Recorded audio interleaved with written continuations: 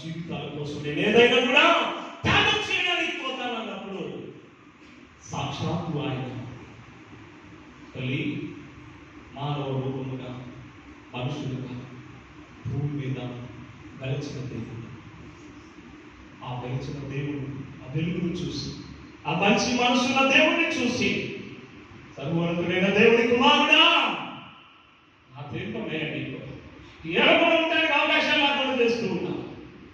వెంటనే తల్లిదండ్రులు ఏం చేశారు? తన బిడ్డలను తీసుకొచ్చిన వాడు దంచుకొని వాళ్ళందరూ కనిపించినప్పుడు ఒకటి ఏడుస్తూ ఉన్నా. నా కన్నులు నా బిడ్డ మనసు మాటలను చూస్తున్నాయి.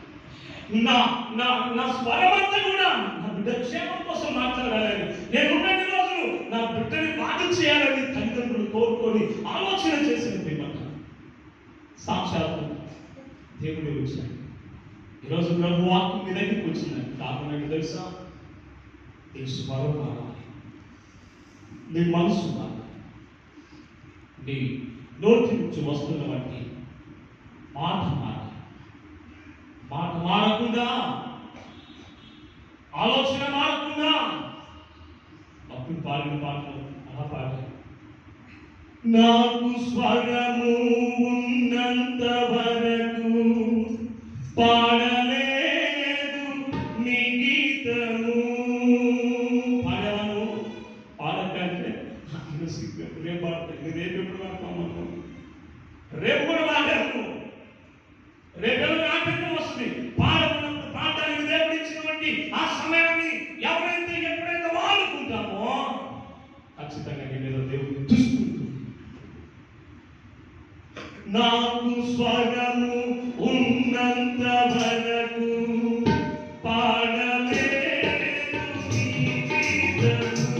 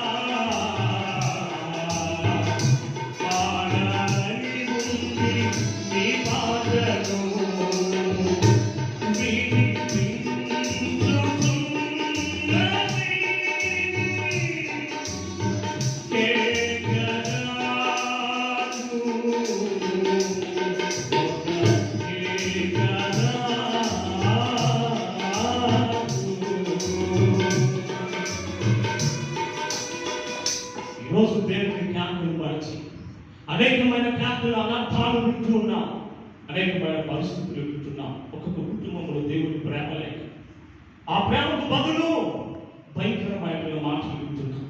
దేవుని ప్రేమ ఉంటే మాటలు వినము. దేవుని ప్రేమ, దేవుని సన్నిధి ఉంటే ఆ కుటుంబ సన్నిధిలో ప్రశాంతతను ఆనందిస్తారు.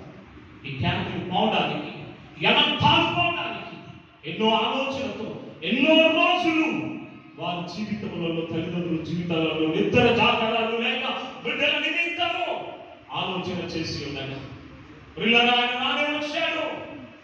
ఆయన రానే వచ్చిన తర్వాత సర్వోన్నతుడైన దేవుని కుమారుడా, నాకు నీకేం పని అయ్యా? నీతోనే పని. ఎవరితో పని? నీతో పని. ఆయనకు నువ్వెవరితో పని? సంపాదించుకోవడానికి చదువున్నావని నీ చదువును బట్టి ఎక్కడికో వెళ్తావు. నా చదువును బట్టి నీతో పని. ఓకే, నువ్వు నాకు అవసరం కాబట్టి నా దాంతో పని చేయి. అనొచ్చు ఏమోకరమైన వంటి వాటిని ఇచ్చేదానికంటే పరలోక సంబంధమైన మనసును కలిగి జీవించడానికి దేవుడిని అలంకరంగా సేవకులు ఎన్నో మాటలు చెప్పినా నీ మనసు మారదా? నీ హృదయం మారదా? నీ స్థితి మార్చుకోవా? నీ బుద్ధి మార్చుకోవా? ఇంకెన్ని రోజులు అలాగే ఉంటావు? ఇంకెన్ని రోజులు అలాగే నీ జీవితాన్ని గడుపుతావు? ఇంకెన్ని రోజులు కుటుంబాన్ని మోసం చేసిందే కాకుండా రాష్ట్రీయాన్ని కూడా మాటలు మోసం చేయడానికి ఇష్టపడతావా? జాగ్రత్త సుమి. అందరినీ మోసం చేసిన ఒక ఆయన మాత్రం నువ్వు మోసం చేయడానికి వీలు పడదు. కారణం ఏంటి తెలుసా? నేను అందరూ నమ్ముతున్నారని నువ్వు అనుకుని వస్తుంటావు చూడు, నీకు నీవే మోసపోతావు. కడుపు నీకు నీవే భారమైపోతావు. ఆ భారం కాకుండా, ఆ పరిస్థితి రాకుండా ఉండాలి అంటే ప్రభు వాక్యం సెలవిస్తుంది. దేవుని వాక్యంలో ప్రియులారా, యాకోబు పత్రిక 2వ అధ్యాయం 19వ వాక్యంలో, యాకోబు పత్రిక 2వ అధ్యాయం 19వ వాక్యంలో ప్రభు మాట సెలవిస్తూ ఉన్నారు. ఏమన్నాయి? దేవుడు ఒక్కడే అని నీవు నమ్ముచున్నావు. అలాగ నమ్ముట మంచిదే. అలాగ నమ్ముట మంచిదే. దయ్యములను నమ్మి వణుకుచున్నవి. దేవుడు ఉన్నాడు, నేను నమ్ముతున్నాను. నువ్వు నమ్ముతున్నావో లేదో, పాస్టర్ గారు వచ్చిన తర్వాత బాప్తిస్మం ఇస్తాడు, నమ్ముతున్నావో లేదో నీ క్రియను బట్టి, నీ మనసును బట్టి, నీ స్థితిని బట్టి, నీ ఆలోచనను బట్టి తెలుస్తుంది. కానీ ఇక్కడ దేవుడు నమ్ముతుంది. ఆయన ఉన్నాడని భయపడానికి, ఆయన వచ్చిన స్థలంలో అది ఉండడానికి లేదు.